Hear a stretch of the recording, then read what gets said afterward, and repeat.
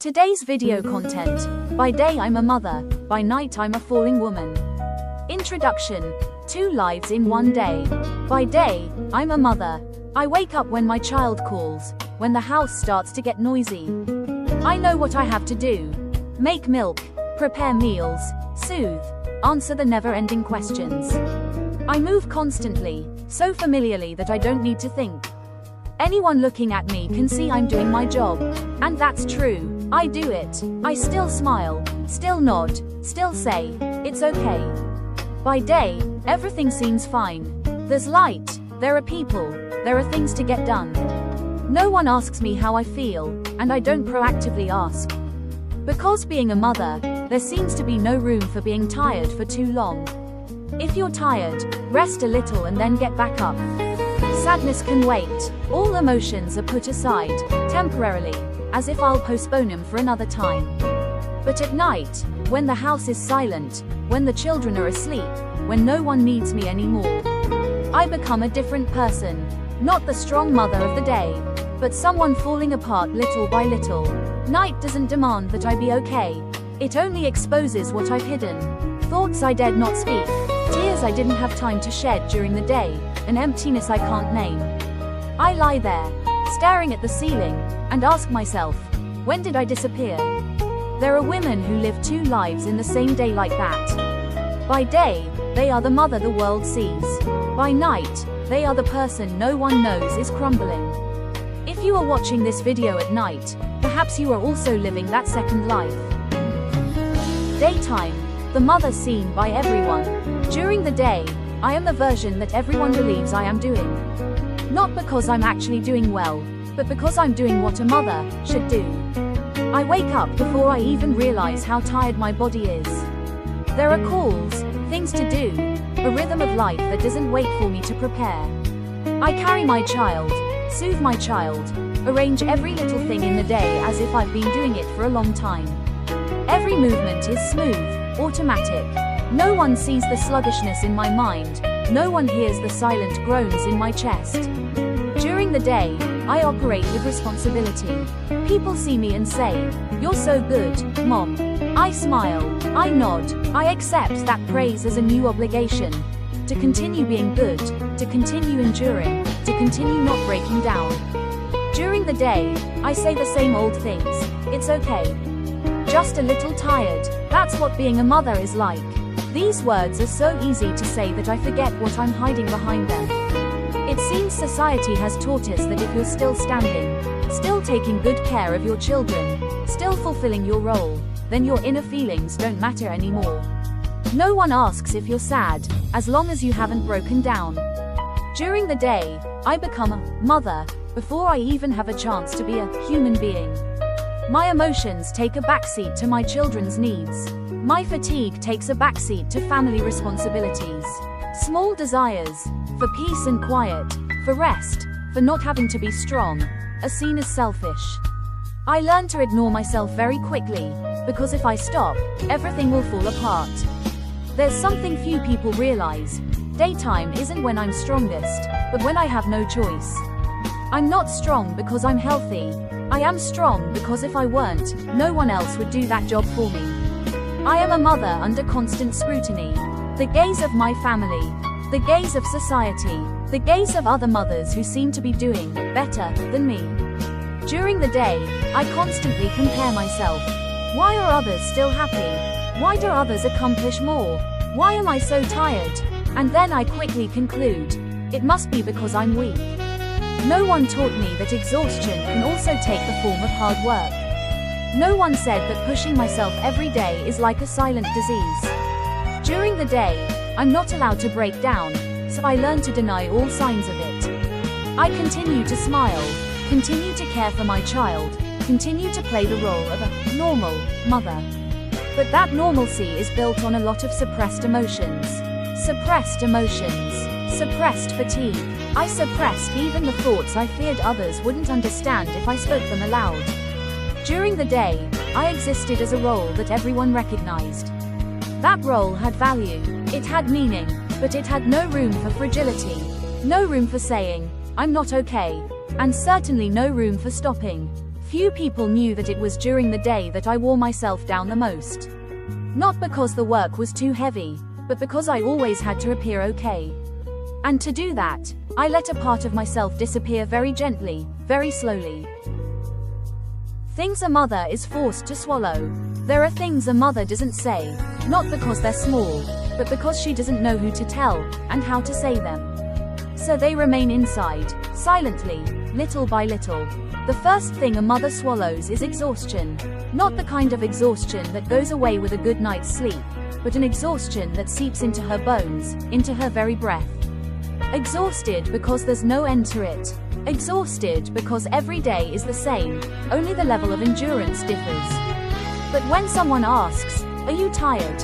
the familiar answer is still, "I'm fine." Because if she says she's tired, another will immediately follow. Every mother is tired. That's enough to remain silent. The mother swallows an unnamed sadness. Not sadness because of a clear event. Just sadness at looking in the mirror and not recognizing the woman she once was. Sadness stems from a lack of excitement for things that once made her heart flutter. Sadness arises from an emptiness even when her child is in her arms. This sadness lacks a reason big enough to be acknowledged, so the mother learns to ignore it. The mother swallows her guilt. Guilty for sometimes wanting to be alone. Guilty for sometimes wishing to return to her old life. Guilty for not always being happy as a mother. These thoughts come quickly, and are extinguished just as quickly, with a familiar thought in her head. "I shouldn't think like that." But the forbidden thoughts don't disappear, they only sink deeper. The mother swallows her loneliness. Amidst so many people, amidst so many sounds, there's still a feeling that no one is truly with her. No one asks deeper questions. No one stays long enough to listen completely. The mother learns to manage her emotions on her own, having tried to express them, only to receive silence or hasty advice, "Cheer up." But sometimes, cheer up is no longer motivation, but pressure. The mother swallows her anger. Anger at having too much to bear. Anger at not being able to rest. Anger at feeling deprived of the right to be vulnerable. But anger is an unacceptable emotion for a good mother. So it is suppressed, turning into irritability, exhaustion, or self-blame. The mother also swallows the question, "Who am I besides being a mother?" This question is dangerous because it brings with it a feeling of emptiness. If she dwells on it for too long, she fears she will collapse. So the question is pushed aside, making way for what needs to be done, for responsibilities, for a schedule with no room for maneuver. No one sees all that is swallowed up. Everyone only sees a mother still fulfilling her role. And because of that, no one thinks she needs help. But the body and mind weren't born to swallow forever. What is suppressed will find a way out. If not during the day, then at night. If not through words, then through tears, through exhaustion, through prolonged emptiness. The mother isn't weak because she swallowed too much. The mother is trying to survive in the only way she knows how.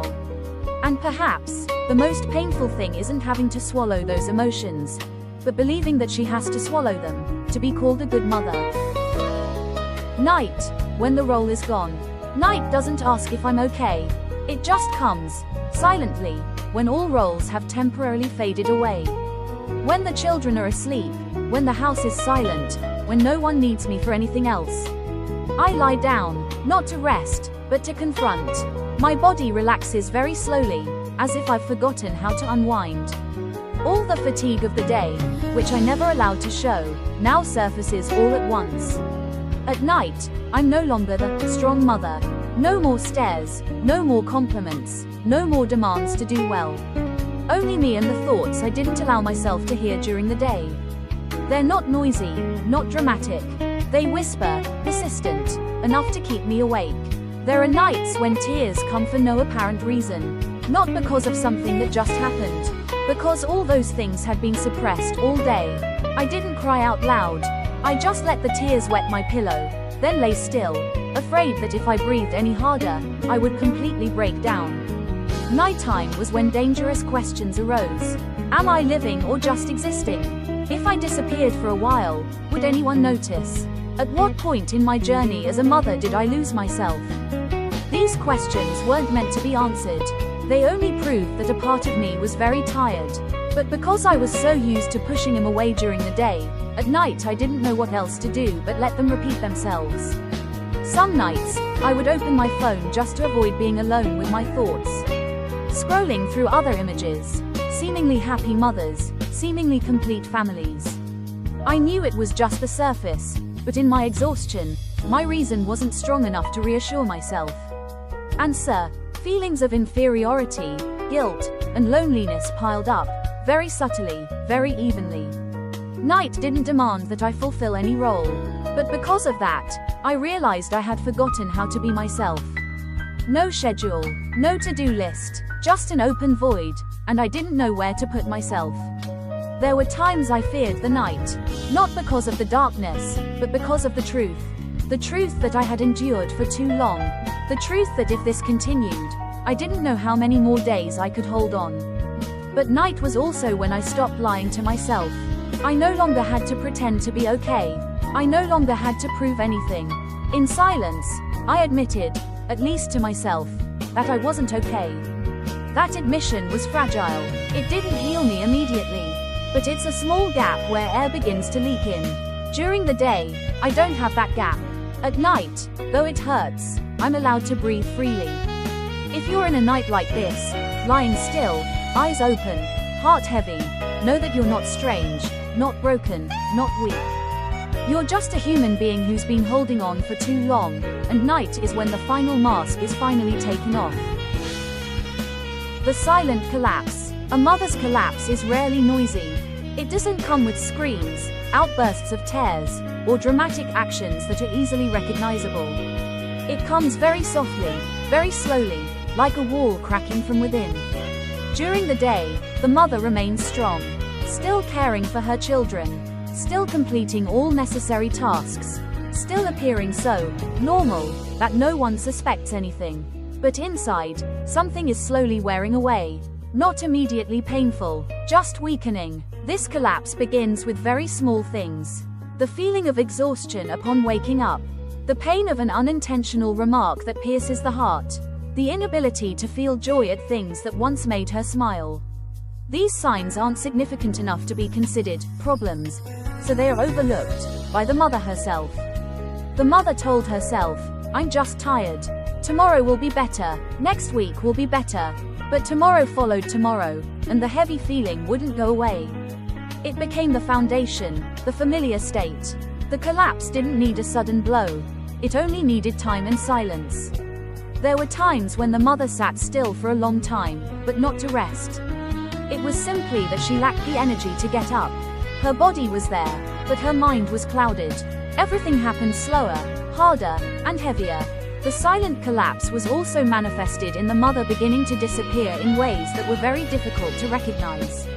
She spoke less, she shared less, she felt less, not because she had no emotions, but because her emotions were already overflowing. The mother didn't cry much, because she was used to suppressing them. She didn't complain, for fear of bothering anyone. She doesn't ask for help, believing she can manage on her own. This silence is praised as strength and maturity. But in reality, it's a sign of someone who has nowhere else to vent. The collapse isn't noisy, nor does it have a clear moment to point and say, "From here, things are going to get worse." It's like gradually becoming accustomed to darkness, to the point of not realizing you've been in it for long. The mother is still alive, still smiling, still present, but no longer feels truly there. The most painful thing about this kind of collapse is that it goes unacknowledged. No one asks, because there are no signs of emergency. No one worries, because the mother is still okay. And the mother herself begins to doubt her own feelings. Am I overreacting? But the body doesn't lie. The accumulated fatigue will find a way to appear. Insomnia, headaches, shortness of breath, a prolonged emptiness. The mind can't pretend forever. Repetitive thoughts, feelings of meaninglessness, alienation from oneself. This isn't weakness. This is the consequence of enduring alone for too long. The silent collapse doesn't bring the mother down immediately. It keeps her standing, but with very little strength left. And the danger is, because no one sees, no one helps. If you are in this state, know this. You don't have to wait until you collapse to say you're tired. You don't have to have a huge breakdown for your pain to have value. There are cracks that don't make a sound, but they still need to be seen. Why do many mothers only break down at night? It's no coincidence that many mothers only allow themselves to break down at night. It's not a choice, it's a consequence of how they've lived throughout the day. Daytime leaves no room for breakdown. There's too much to do, too many people to be around, too many roles to play. A mother isn't allowed to stop and ask herself how she's feeling, because if she does, things will slow down, and that slowing down is often seen as irresponsible. So, mothers learn to put it off until later, until the children are asleep, until the work is done, until everyone is okay. But later always falls at night. Nighttime is the only time when no one needs the mother to keep pushing. No judgmental stares, no expectations to do better. There was no question, why isn't it finished yet? In that silence, the shell the mother wore during the day began to crack. The first reason, nighttime, is when the body lets its guard down. Throughout the day, the mother operates on adrenaline and responsibility. At night, when the body is tired, when the pace of life slows down, the nervous system stops straining to function. The repressed emotions are no longer blocked. They surge up, not because the mother is weak, but because the body has run out of energy to continue controlling. The second reason, nighttime, is when there is no audience. During the day, the mother is always being watched, whether directly or in her imagination. That gaze forces her to adjust herself to the role. At night, when no one is watching, the mother dares to shed the image of mom okay, mom strong. This privacy is both safe and lonely. Safe to be real, but lonely because no one is witnessing it. Third reason, nighttime is when thoughts have space to resonate. During the day, everything is noisy and hectic, enough to drown out unpleasant questions. At night, in the silence, those thoughts become clearer, not because nighttime makes them worse, but because daytime doesn't give them a chance to surface. When there are no external noises, the inner voice becomes unmistakable. Fourth reason, nighttime is associated with the feeling of being allowed to be weak. Many mothers don't allow themselves to cry in front of others. They fear being judged, fear being seen as incompetent mothers, fear causing someone worry. At night, in the darkness, there is no one to witness that vulnerability. So the tears are allowed to fall, not because nighttime is better, but because nighttime doesn't judge. Fifth reason, nighttime is where the truth is revealed. The truth that the mother has suffered too long. The truth that not all difficulties disappear on their own. The truth is, if you continue living as you are during the day, without change, your body and mind won't be able to cope. Many mothers break down at night because that's the only time they don't need to be someone else. No need to be a good mother. No need to be a devoted wife. No need to be a strong woman. Just a tired human being who needs to breathe. It's important to clarify. Breaking down at night doesn't mean you're faking it during the day. It just means you've used up all your energy for responsibilities, and there's nothing left for yourself. Night becomes the place to absorb all the rest. If you only break down at night, it doesn't make you weak. It shows you've struggled to survive throughout the day. The problem isn't the night. The problem is that during the day there's no safe space for you to be yourself. Calling what's happening. For a long time, mothers couldn't name what they were going through. They only knew they were tired. They only knew they felt heavy. They only knew something was wrong, but it wasn't clear enough to put into words. When they couldn't name it, mothers often chose to blame themselves. Maybe I'm weak. Maybe I'm overthinking. Someone else is suffering more than me. Why am I like this? That ambiguity made the pain even more solitary, because there was no language, no support. But there are things that, only when called by their true names, will stop controlling you. What you're experiencing might be postpartum depression. It doesn't always come immediately after giving birth. Sometimes it happens months, sometimes years later, when the body is stable, but the mind is exhausted. Postpartum depression is more than just sadness. It's a lingering feeling of emptiness, a loss of interest, exhaustion, and repetitive negative thoughts. And most importantly, it's not your fault. What you're experiencing could also be emotional burnout. When you've given too much without a chance to recharge. When all your energy is devoted to others, while you're neglected. Burnout doesn't happen in a day. It accumulates from the times you say, "It's okay," when you're actually exhausted. From the times you tell yourself to just keep going a little longer.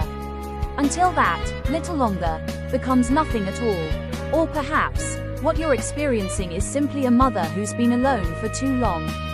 Not that there's no one around, but that there's no one truly there. No one asks deeply, no one listens fully, no one stays until the conversation is over.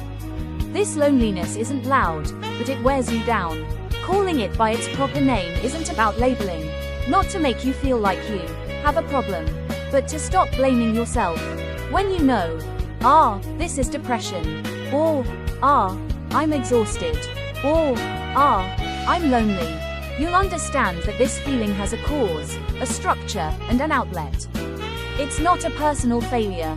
Many mothers are afraid to name it because they fear the consequences. Afraid of being judged, afraid of being seen as not good enough, afraid of facing the truth that they need help. But the truth is, what remains unnamed will continue to grow in silence. It doesn't disappear just because you ignore it. It just finds a way to manifest in other forms: insomnia, irritability, emptiness, despair. Calling it by its name is an act of courage. Courage to say, "I'm not okay." Be brave enough to admit, "I can't keep going on like this forever." Be brave enough to allow yourself help, even if only in thought. And there's one crucial thing. Calling things by the true names doesn't mean you have to instantly know how to fix everything. It just means you stop fighting with yourself. You don't need to self-diagnose. You don't need to jump to conclusions. Just be honest enough to say, "What I'm feeling is real, and it deserves attention." From that moment, a new path begins to open up. It might be a conversation. It might be a professional visit. It might just be allowing yourself a break without feeling guilty. Calling things by the true names is the first step in returning to yourself. Not noisy, not sudden, but necessary. Conclusion: you don't have to live two lives alone. If you've made it this far with this video, you're probably living two lives in one day. During the day, you're the person everyone needs. At night, you're the person no one sees. But there's one very important thing you need to hear. You don't have to live like that alone. You don't have to be the perfect mother all day and night. You don't have to be the one who's only allowed to break down when no one's around. Being tired, sad, or feeling empty doesn't make you any worse off. It just shows you've endured too much without enough support. You're allowed to be honest. To someone safe. To someone who can listen without rushing to fix you. Or simply admit to yourself, "I'm not okay." You don't need to have the answers right away. You don't need to be stronger. You don't need to heal alone in silence. Sometimes, the first step is just to stop pretending that everything is okay. If your nights are getting too hard, if the thoughts are starting to scare you, seek professional help. It's not a failure, it's a responsibility to yourself. This video isn't here to diagnose you. It's just here to say, your feelings are real, and you deserve to be seen, day and night. You're not broken, you're not weak, you're just a human being who needs to be there, not to be forced into a situation.